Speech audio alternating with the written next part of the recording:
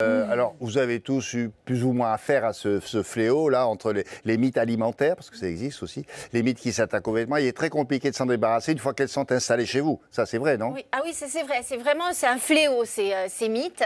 Alors, il y a deux sortes de mythes. Effectivement, vous le disiez, William, il y a les mythes alimentaires et les mythes de vêtements. C'est pas les mêmes, en fait. C'est pas la même famille. Alors, les pyrales, c'est celles qu'on appelle les mythes alimentaires. Alors, elles sont particulières, ces petites mythes. Alors déjà, elles ressemblent un peu à des papillons. Elles sont plutôt de couleur grise ou beige. Elles sont assez claires. Elles sont assez franches, celles-là, contrairement aux autres, vous allez voir. Elles mesurent un petit centimètre et généralement, elles ne vivent que 2 semaines. Mais que 2 semaines, c'est largement suffisant. Elles se nourrissent d'aliments secs, hein, généralement. Elles aiment beaucoup la farine, les petits gâteaux secs, les céréales. Elles aiment un peu tout ce que j'aime, même le chocolat. Elles en mangent aussi c'est pour ça que vous les détestez. Elles vous piquent votre... Voilà, elles me piquent mon manger, en fait.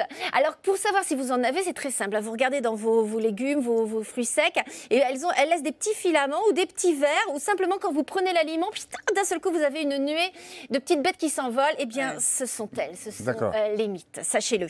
Ensuite, vous avez deuxième sorte de mythes. Alors, elles, ce sont les teignes. Elles portent bien leur nom, du reste. Et elles, ce sont les mythes de vêtements.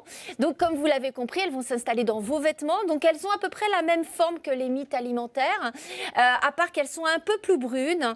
Et elles aiment les pulls, elles aiment la laine, elles aiment la soie, elles aiment les matières assez nobles, il faut le dire. Et généralement, c'est les Elles sont un peu snobs. Elles sont un peu plus snobs. C'est Cachemire ou rien. Elles sont aussi très sournoises, parce qu'elles n'agissent que la nuit, il faut le savoir. Dès qu'il fait nuit, il fait sombre, c'est là où elles vont attaquer vos pulls. Et ce sont les larves, en fait, qui vont attaquer vos pulls et qui vont se mettre dans les pulls et qui vont creuser à l'intérieur et manger. Alors, comment on fait pour lutter contre ces parasites qui mangent quasiment tout, ou presque, qui mangent même de la laine, c'est vous dire? Alors, eh bien, nos deux journalistes ont énormément de chance, il faut l'avouer, puisqu'ils sont allés chez quelqu'un qui est infesté de mythes alimentaires et de mythes... Les deux? Les deux. Coup double. La personne a les deux. Alors, c'est Clémentine Perraudot et Clément Younes qui se sont rendus chez David, qui a fait appel, bien sûr, à un professionnel. Je fais des trous, des petits trous, encore des petits trous, des petits trous, des petits trous, toujours des petits trous.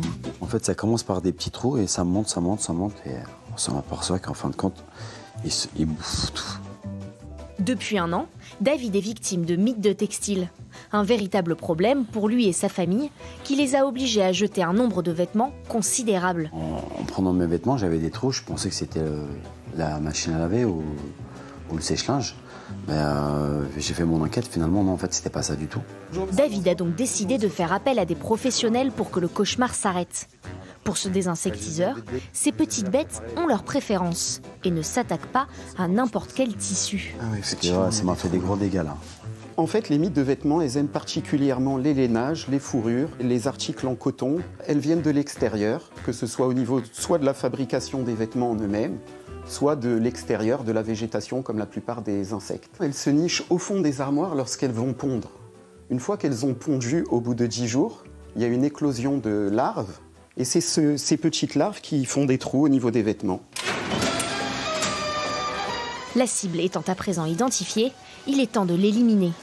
Alors place à la combinaison et à l'arme fatale, mais c'est un arsenal 100% naturel qui est employé par ce spécialiste. Donc aujourd'hui, on va effectuer un traitement à base de pyrètre naturel pour limiter l'utilisation et l'usage des pesticides. L'insecticide ne tâche pas et ne laisse pas d'odeur, il n'y aura pas besoin de relaver les habits. Une fois le produit appliqué, il faudra attendre 3 heures avant de pouvoir rentrer dans la chambre. Mais la mission n'est pas totalement accomplie. Il faut aussi traiter les autres armoires de la maison. Dans les autres pièces, on va utiliser des pièges à phéromones. Ce sont des pièges naturels qui vont capturer directement les mythes, sans utiliser aucun produit chimique. Donc ça, vous allez le garder pendant plusieurs mois, et moi je reviendrai pour changer les armoires.